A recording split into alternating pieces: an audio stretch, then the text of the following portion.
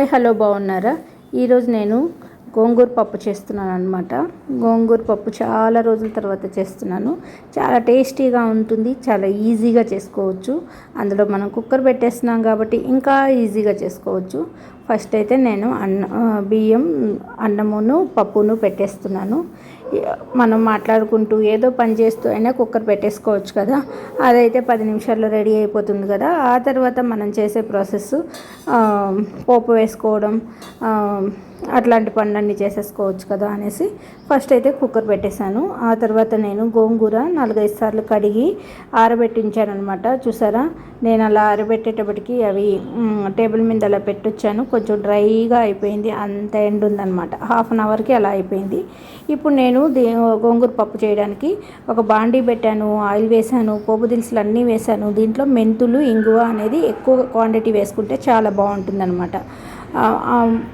ఆవాలు, జీలకర్ర, మెంతులు, మినపప్పు, శనగపప్పు, పసుపు, ఇంగువ ఇవన్నీ వేసేసుకోవాలి. ఇవన్నీ పోపు దినుసులకే కిందకే వస్తాయన్నమాట.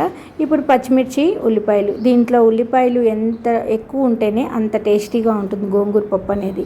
అందుకని నేను ఉల్లిపాయ తినని రోజుల్లో అస్సలు గోంగూర పప్పు చేయను అన్నమాట.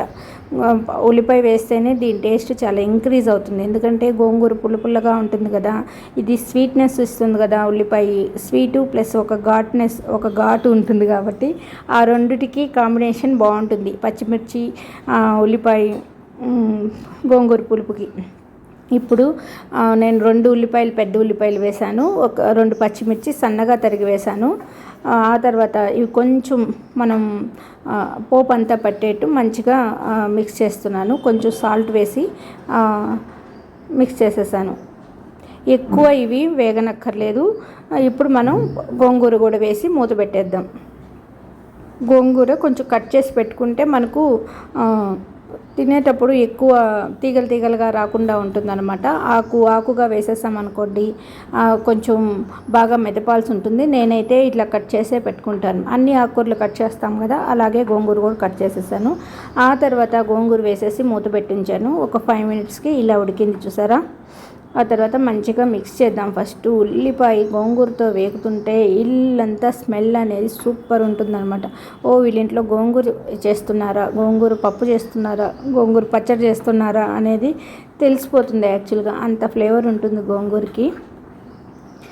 మంచిగా మిక్స్ చేసేసాను. ఆ తర్వాత నేను అన్నం పప్పు పెట్టి ఉంచాను కదా, ఆ పప్పు తీసుకుంటున్నాను. నేను ఎక్కువ సార్లు పప్పుతోనే కందిపప్పు వేసే పప్పు చేస్తాను అనమాట. గోంగూర పప్పు ఇట్లా పుల్లగూరగా ఉంటే మరీ ఎక్కువ పులుపు ఉంటుంది కదా, అందుకని ఎక్కువ తినాలనిపించదు.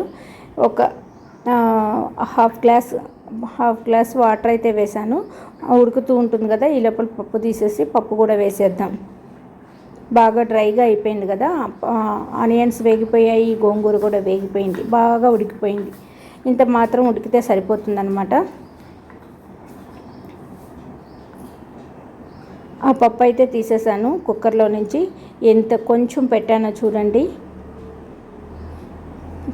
ఇప్పుడు పప్పు కొంచెం బాగా మెదిపేసుకొని ఆ తర్వాత దీనిపైన అలా వేసేసి మూత పెట్టేస్తున్నాను.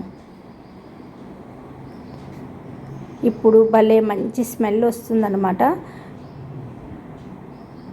గోంగూర పప్పు చేసేటప్పుడు ఎప్పుడు కందిపప్పు చాలా టేస్ట్ ఇస్తుంది. గోంగూర పుల్లగూర అంటారు కదా, దానికి శనగపప్పు చాలా బాగుంటుందన్నమాట. శనగపప్పు, ఉల్లిపాయలు, పచ్చిమిర్చి, గోంగూర వేసుకొని గోంగూర పుల్లగూర చేస్తే చాలా టేస్ట్గా ఉంటుంది. కందిపప్పు వచ్చి ఇట్లా పప్పు డైలీ వేరు మన తోటకూర పప్పు, ఆకుకూర పప్పు చేసుకుంటాం కదా, ఆ టైప్లోనే గోంగూర పప్పు చేస్తే బాగుంటుంది. దీంట్లో టమాటా వేస్తే అంత టేస్ట్ అనిపించదు, ఎందుకంటే టమాటా పులుపు ఉంటుంది కాబట్టి. గోంగూర ఆల్రెడీ పులుపు ఉంటుంది, మనం గోంగూరకి ఇంకా చింతపండు ఏం వేయక్కర్లేదు. అదే గోంగూర స్పెషాలిటీ. మనం గోంగూర వాడేటప్పుడు చింతపండు వాడక్కర్లేదు, చాలా పులుపు ఉంటుంది కాబట్టి మనకు మంచి టేస్ట్ ఇస్తుంది. అందుకని ఈజీగా గోంగూర లాంటివి మనం వీక్లో 2-2 తీసుకున్నామనుకోండి, 2 సార్లు తీసుకున్నామనుకోండి, చాలా మంచి బెనిఫిట్స్ ఉంటాయి. గోంగూరలో ఐరన్, కాల్షియం అనేది ఎక్కువ ఉంటుంది కాబట్టి మంచిగా వాడుకోవచ్చు. అంటే పప్పు ప్లస్ గోంగూర తీసుకుంటున్నాం కాబట్టి మంచి మనకు ప్రోటీన్స్ అన్నీ అందినట్టు అనమాట. పసుపు వేసేసాము. ఇప్పుడు నేను ఎప్పుడు కూడా చెప్తూ ఉంటాను, పప్పులో ఏ పప్పు చేసిన ఆకుకూర పప్పు కొంచెం సాంబార్ పొడి ఏదైనా వేస్తాను అనమాట. సాంబార్ పొడి వేసినందువల్ల దాని టేస్ట్ అనేది ఇంక్రీజ్ అవుతుంది. దాంట్లో మెంతులు మనం అన్నీ వేసుంటాం కదా, మెంతులు, జీలకర్ర, ఎండుమిర్చి, ఇంగువ, మిరియాలు అన్నీ వేసుంటాం కదా, ధనియాలు అన్నిట్లో కలిపి పౌడర్ చేసుంటాం కాబట్టి ఒక స్పూన్ అనేది వేసుకున్నామంటే పప్పులో చాలా మంచి టేస్ట్ ఉంటుంది. ఆ తర్వాత నేను కొంచెం కారపొడి, ఉప్పు వేసేసాను. బాగా మిక్స్ చేసేసి ఒకసారి బాగా కలిపేసి మూత పెట్టేస్తే ఒక ఉడుకు రానిచ్చాక మనం ఆపేసుకోవచ్చు. పప్పు రెడీ అయిపోతుంది అనమాట. సింపుల్గా గోంగూర పప్పు చేసేసుకుంటున్నాం. చూసారా, మంచి స్మెల్ భలే ఉంది ఇల్లంతా గోంగూర పప్పు. నేను గోంగూర పప్పు చేసినప్పుడు ఇంకా వేరే ఐటెం ఏం చేయను. చేస్తే ఆలు ఫ్రై చేస్తాను, ఆలు లేనప్పుడు ఇంకా ఓన్లీ గోంగూర పప్పే అనమాట. మజ్జిగ వేసుకుంటే సరిపోతుంది. అంటే గోంగూర పప్పు అంత ఇష్టంగా తినేస్తారు మా ఇంట్లో.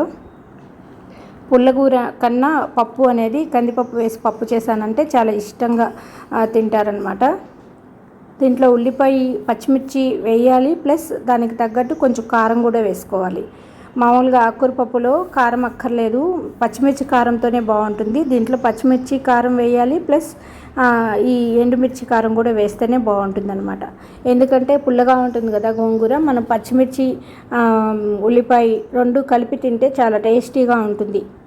ఈవినింగ్ తిన్నామనుకోండి పప్పు, అదే నైట్కి తిన్నామనుకోండి ఇంకా పచ్చిమిర్చి పులుపు ఊరి బాగా ఉంటుందన్నమాట. పచ్చిమిర్చి పక్కన పెట్టము, అంత ఇంట్రెస్ట్గా తినేస్తాం అన్నమాట.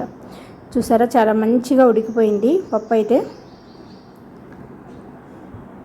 ఇది చిన్న ప్యాన్. నేను యాక్చువల్గా దీంట్లో దోశలు వేస్తూ ఉంటాను, దిబ్బ రొట్టె అంటారు కదా, అట్లా వేస్తూ ఉంటాను. ఎప్పుడైనా 2 ఆలులు ఫ్రై చేసేటప్పుడు ఈ ప్యాన్ వాడతానన్నమాట. ఇది చాలా పాతది, ఒక 10 ఇయర్స్ మా అత్తగారు ఉన్నప్పుడు కొన్నదన్నమాట. 12 ఇయర్స్ అట్లా అయి ఉంటుంది. అప్పుడప్పుడు తీస్తుంటాను కాబట్టి ఇది చాలా కాలం ఉంది. ఇది నాన్ స్టిక్ ప్యాను. మొన్న ఇల్లు సర్దినప్పుడు బయట కనిపించింది. సరే ఇది ఒక 2 సార్లు ఉపయోగిద్దాము అని చెప్పి, ఎందుకంటే మనం దాచేసినప్పుడు అవి ఏదో అంటే అడ్డాలని చెప్పి మనం ఎక్కడో దగ్గర పెట్టేస్తాము. అది కనిపించినప్పుడు మళ్ళీ అదొక ఏదో కొత్త వస్తువు తీసిన ఆనందంలో మళ్ళీ ఒక 4 సార్లు వాడేస్తే దాంట్లో బాగుంటుందనేసి తీసి వాడుతున్నాను అనమాట. ఇది 3 తీసుకున్నాను. వండర్ చెఫ్ ప్యాన్ అన్నమాట. ఇది ఫ్రై ప్యాను, ఆ తర్వాత కొంచెం బాండీ టైప్ ఉండేది ఒకటి, దోశ పెనం మటుకు మా సర్వెంట్ అడిగితే, మా అత్తయ్య ఉన్నప్పుడే అడిగితే ఆవిడకి ఇచ్చేసాను కొత్త ప్యానే. ఇవి 2 మటుకు నేను రెగ్యులర్గా యూజ్ చేస్తానన్నమాట.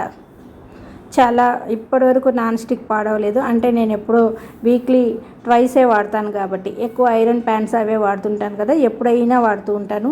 పిల్లలు చేసేటప్పుడు ఇట్లాంటి ప్యాన్ అక్కడ పెడతాను అనమాట, వాళ్ళకి బాగుంటుందని. ఐరన్ అయితే చేయి కాలుతుంది కదా, ఇలాంటివి అయితే పట్టుకోవడానికి ఉంటాయి కాబట్టి ఇస్తాను.